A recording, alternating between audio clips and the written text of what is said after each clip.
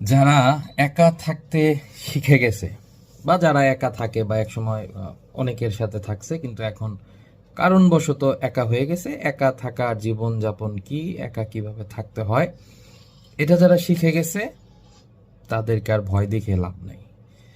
তারা একা যেহেতু থাকা শিখে গেছে, তাদের ভিতর থেকে ভয়ও চলে গেছে।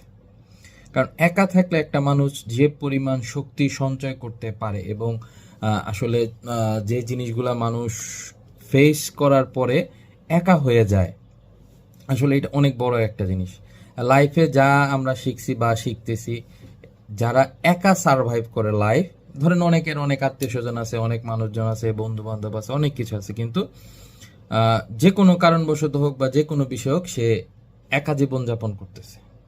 মানে তার চাওয়া পাওয়ার কোনো মানুষ নাই, সে একা, যে আমাকে কেউ হেল্প করলো করলো না, কেউ ভালোবাসলো বাসলো না, ডন কেয়ার টাইপের।